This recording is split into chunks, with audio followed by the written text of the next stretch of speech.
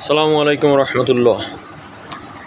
এই গঠনমূলক যে ব্যবস্থা এর দ্বারা মার্কেটে যে রেজাল্ট আসতে পারে, দেখেন আমরা দেখেছি পূর্বের কমিশন কিন্তু তারা যেভাবে লুটপাট করেছে, তারা শেয়ার বাজার থেকে হাজার হাজার কোটি টাকা লুটপাট করেছে কমিশনগুলা।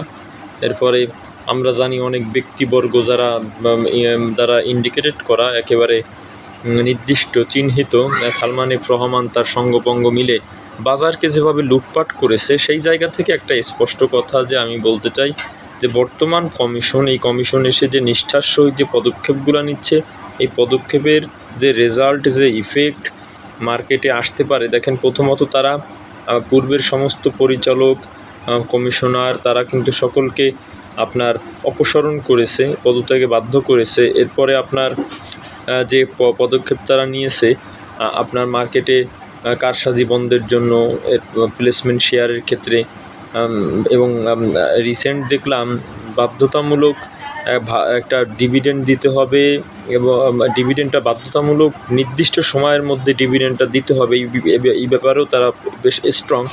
এরপরে তাদের একটা বড় ধরনের পদক্ষেপ হলো 10% সার্কিট, যেটা 3% ছিল। এটা এর আগে যে পদক্ষেপগুলো নিয়েছে এগুলো মার্কেট একটা বড় ধরনের সংস্কার করার জন্য নিয়েছে।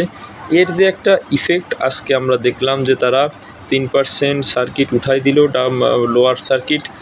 সেইখানেও কিন্তু দেখলাম যে উঠায় দেওয়ার পরেও কিন্তু মার্কেটটা কিন্তু আপনার ঠিক ছিল, বা মার্কেটটা আপনার মাইনাস হয়নি, কোনো ধরনের পতন হয়নি, বরঞ্চ মার্কেটটা পজিটিভ ধারায় ধরে রাখতে সক্ষম হয়েছে, বা পজিটিভ ধারা মার্কেটে ছিল। সেই জায়গা থেকে বলবো তাদের যে এই বসার পরে এই অল্প কিছুদিনের যে সংস্কার, তার যে একটা সরাসরি ইফেক্ট, এইটা তার প্রমাণ যে 3% উঠানো, 4টা শেয়ার ফ্লোর থেকে উঠানো, তারপরেও মার্কেট যে আজকে পজিটিভ, লেনদেনও 950 কোটি টাকার উপরে লেনদেন, এটা কিন্তু মনে হচ্ছে তাদের যে সংস্কারের যে একটা ইফেক্ট, এটা কিন্তু মার্কেটে পড়তেছে। আর সবচেয়ে বড় কথা, তারা নিষ্ঠার সহিত তারা এই স্টেপগুলো নিচ্ছে। সেই জায়গা থেকে তাদের স্টেপে, তাদের নিষ্ঠায় কোনো ব্যত্যয় আমরা দেখতেছি না, বা ব্যত্যয় হওয়ারও কথা না বর্তমান এই সংস্কারের সময়। কিন্তু অনেক এখনও কিন্তু লুকায়িত অনেক ইনসাইড ট্রেডার, বা যারা আপনার যারা এখনও কারসাজির সঙ্গে যুক্ত, তারা কিন্তু আছে মার্কেটের উপরে।